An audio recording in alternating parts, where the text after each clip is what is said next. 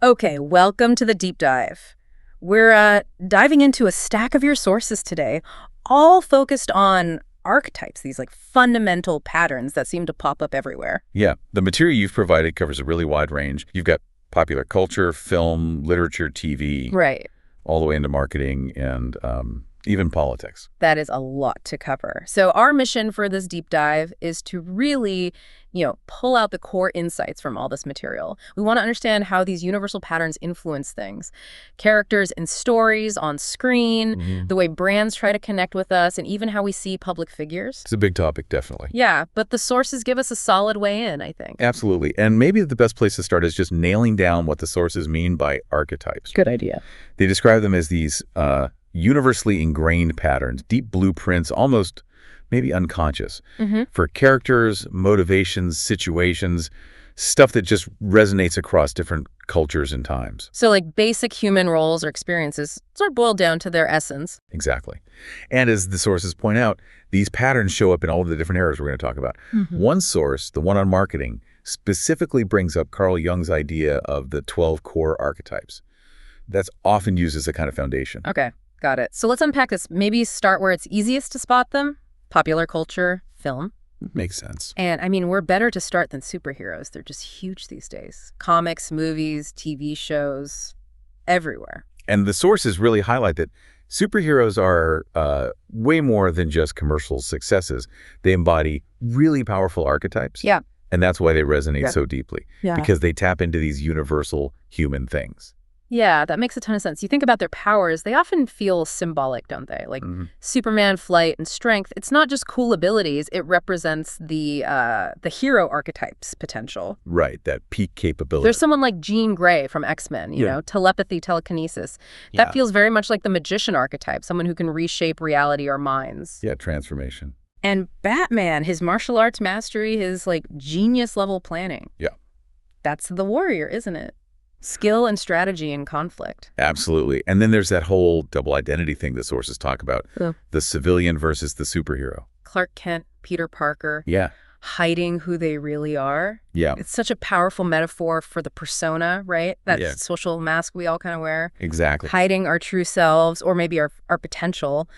Superheroes really live out that tension between the public face and the inner self. Precisely. And the sources argue that the huge success of superhero movies, Marvel, DC, all of them, it comes down to their ability to tap into these universal themes: power, responsibility, sacrifice, the search for identity. Right. Their big battles against villains become symbols for our own struggles, maybe with our shadow side, our own challenges. And their vulnerable moments, even with all that power. Yeah, that just underscores their humanity, makes them relatable. So the insight here from the sources isn't just superheroes have archetypes. It's that their success is really tied to how well they embody and play out these universal patterns. They give us these figures we can kind of project onto, explore these deep human themes with. And what's really interesting is how this archetypal structure isn't just for superheroes. It extends to successful films across the board, whether they're, big myths or more realistic stories. Yeah. Because the source material suggests that the films that really achieve that universal connection, that emotional punch, they often feature characters and plots driven by these archetypes. Looking at films through this lens helps show why they're so powerful. Okay, so give us some specific examples from the sources. They mentioned the Matrix trilogy. Oh yeah, a prime example, Neo's journey. It maps almost perfectly onto several archetypes. He starts as the innocent, right, doesn't know his potential. Then Morpheus shows up as the mentor. Right, the guide. Taking the red pill. That's the explorer stepping into the unknown. Then he learns to fight, becomes the warrior, and ultimately, his role as the one is the chosen one, or the savior archetype. And Agent Smith. A very clear shadow archetype. Yeah. The oppressive system, the negation of individuality. Makes sense. And Star Wars is obviously another huge one mentioned. Star Wars, yeah. As the sources detail, it's almost like a textbook example of the monomyth, the hero's journey. Joseph Campbell's whole thing, which is deeply linked to archetypes. Right. Luke Skywalker leaves his ordinary world. He's guided by Obi-Wan Kenobi, the classic wise old man or mentor. And his confrontation with Darth Vader, that's the shadow archetype embodied. Facing that dark, maybe repressed part of himself or, humanity, their whole conflict symbolizes that need to integrate the polarities. Acknowledge the dark with the light. And Lord of the Rings feels like another massive archetypal quest. Absolutely. Frodo is kind of the reluctant hero. He's burdened by the ring. Which is like temptation itself. Yeah. Exactly, a shadow object. Gandalf is the classic wizard archetype, the wise guide. And the Fellowship itself is like a collection of complementary archetypes working together. Aragorn, the warrior. Legolas maybe has elements of the lover, harmony, beauty, and the explorer. Gimli, perhaps the ruler in his loyalty to his kin and cause. And Sam's the loyal friend, the innocent. The steadfast innocent, Yeah. exactly. And it's their combined archetypal strengths, that synergy, that allows them to overcome evil. But the sources are clear. This isn't just fantasy or sci-fi, right? There are realistic film examples, too. That's a really important point, yes. Yeah. Take Forrest Gump. Okay. Forrest himself is pretty much the embodiment of the innocent archetype. His simple goodness sort of shines a light on the chaos and complexity around him. Yeah. Mrs. Gump is the archetypal mother figure, nurturing, protective, wise in her own way. And Jenny. Jenny is maybe the elusive lover, representing desire, freedom, but also maybe the wounded soul archetype. Lieutenant Dan is the wounded warrior. Right. His journey is about healing. Healing and finding a new purpose. The film uses these archetypal characters to explore simple, enduring values against all that historical turmoil. So the key takeaway here is that this archetypal lens gives you a really powerful way to decode films. It reveals that universal, timeless layer inside specific stories. The stories kind of mirror our own inner journeys and conflicts. Exactly. Identifying these patterns helps understand why some stories just hit so hard. And this way of analyzing things goes beyond just movies. Definitely. Let's shift then to literature and TV series. The sources say they rely heavily on archetypes, too. They really do. Literature across all genres and time periods uses these universal narrative schemes and archetypal figures extensively. You find them in classical myths, contemporary novels, fairy tales, thrillers, pretty much everywhere. Fairy tales and fantasies seem like obvious examples. Heroes, mentors, shadows, quests. Exactly.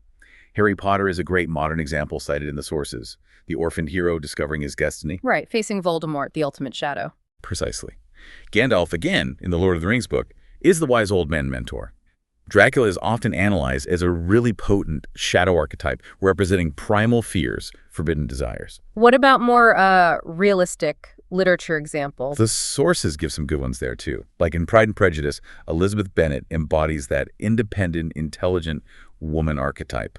She challenges norms with her wit. And Mr. Darcy. He fits that dark, sort of tormented hero mold, brooding on the outside, but complex and sensitive underneath. Oh, okay. The Great Gatsby presents Gatsby as a tragic figure, the absolute lover, completely defined and ultimately destroyed by that one intense passion. And it sounds like even the genres themselves often follow archetypal patterns. Yeah, the source material points that out. The detective novel, for example, often pits the investigator, who's a kind of hero figure, maybe flawed. Right. Against the criminal, the shadow. Yeah. And you often get mentor figures, the wise police chief, the helpful informant, sometimes a femme fatale, who can be a complex mix, maybe embodying aspects of the Anna's projection power, danger, allure. Romance novels often follow the stages of the lover's journey.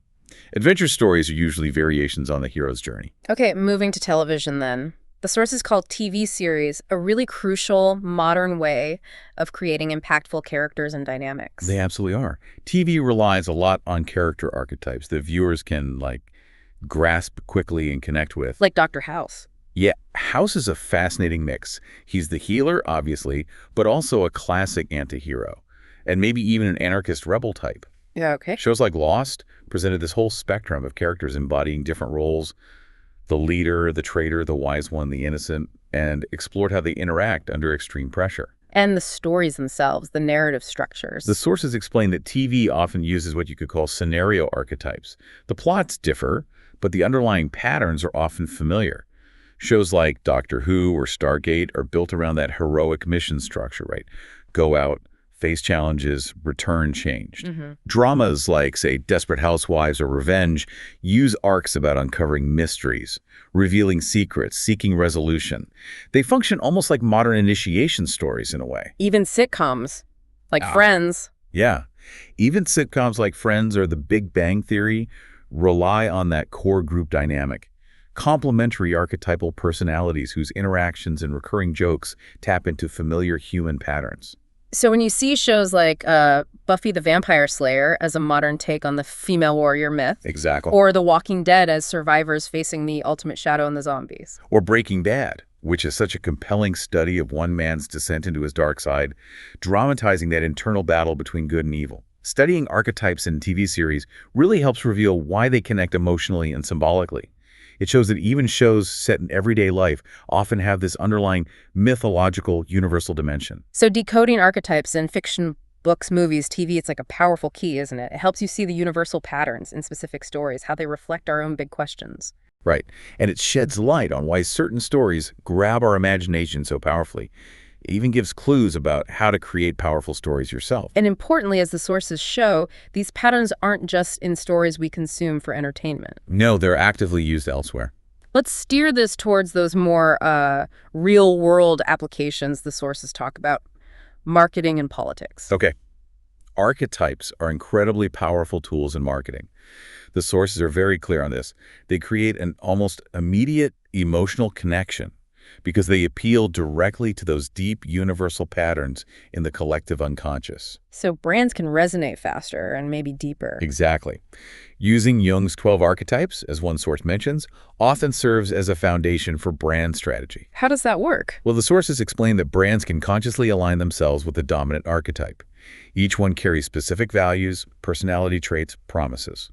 So a brand like Jeep deliberately embodies the explorer archetype promising adventure, freedom. Okay. Dove aligns with the innocent, emphasizing natural beauty, simplicity. And they use these archetypes tactically, too, like in specific ad campaigns. Oh, definitely.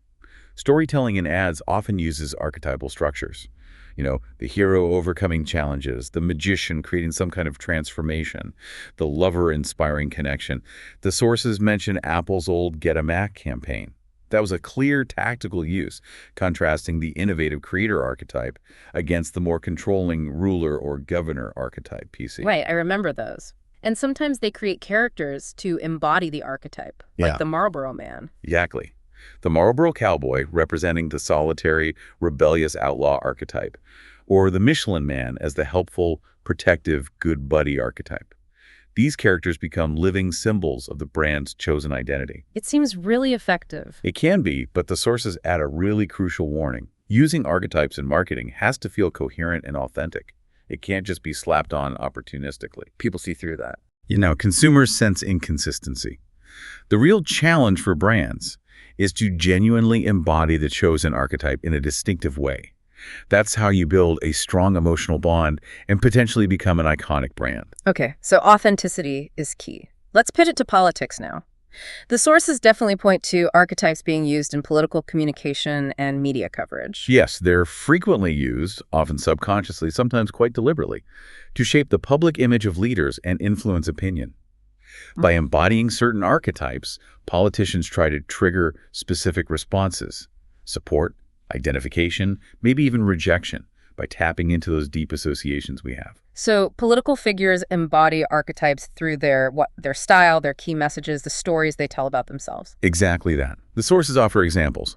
Barack Obama was often framed and perceived as a hero figure embodying hope, change. Margaret Thatcher, the Iron Lady, she combined aspects of the Great Mother caring for the nation, but also the severe ruler or even warrior. Nelson Mandela embodied the sage, the assembler, the visionary. Che Guevara is still this potent global icon of the rebel. And these political archetypes aren't necessarily fixed. They can change. That's right. The sources note how someone like Winston Churchill shifted from primarily a warrior archetype during the war to more of a wise old man figure later on. François Mitterrand in France was seen sometimes as a kind of benevolent monarch, other times perhaps as a more manipulative magician figure. Some leaders even seem to cultivate a bit of archetypal ambiguity. And political storytelling itself uses these patterns. Fundamentally, it's core to political communication, creating these almost mythological narratives around a leader's background or journey, or framing political fights as these stark Manichaean battles. The leader as the hero fighting opponents casts as shadows, good versus evil. Like in speeches or campaign slogans? Exactly. The sources mention things like JFK's speeches, or the very simple, powerful slogans used in Donald Trump's campaigns. They're designed to stir emotions and capture the imagination by hitting those archetypal notes. And the media's role in all this is described as ambivalent. Yeah, the sources highlight that. On one hand, media absolutely helps shape and amplify a leader's archetypal image through its reporting, framing, interviews. Mm. But media also has the power to deconstruct those images. Hmm. Parody, caricature, investigative reporting, and especially scandals can expose flaws. That can dramatically shift how a leader is perceived archetypally, maybe from hero to imposter, or even traitor. So the media both builds and breaks these political myths. Wow. And even big events or social movements get framed archetypally in the media. Yes. Think about how a major disaster or terrorist attack might be portrayed as the sudden arrival of the shadow, Okay. or how social movements like Me Too or Nuit Debout in France can be framed as a kind of collective awakening or a quest for justice. Even a crisis like the COVID pandemic was often discussed using archetypal language: apocalypse, a collective sacrifice, the hope for renewal.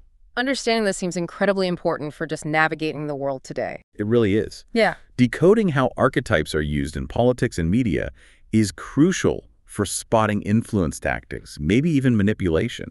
It helps develop critical thinking skills, allows you to take a step back from the immediate narrative and see the underlying patterns. And just being aware of these patterns helps you engage with news and politics in a more informed way as a citizen. Absolutely. It gives you a framework for making sense of the complex symbolic environment we all live in. Okay, let's try and bring this all together then. We've seen from the sources how these deep, universal archetypes really do show up everywhere.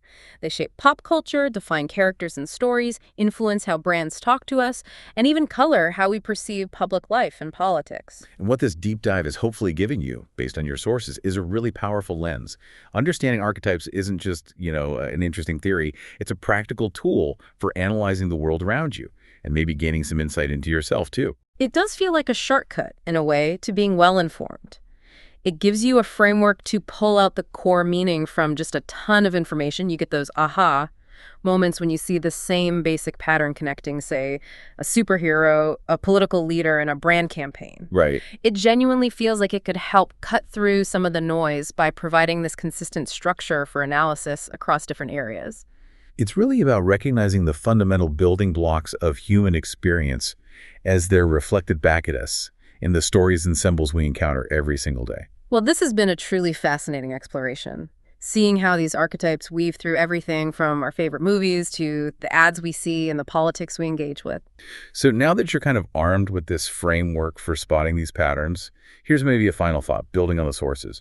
The next time you watch a film or read an article or even just notice an advertisement, try to consciously spot the archetypes being used. Ask yourself, does actually identifying the archetype change how you perceive it? Does it shift your understanding of what's going on? Something interesting to chew on. Thanks for joining us on this deep dive.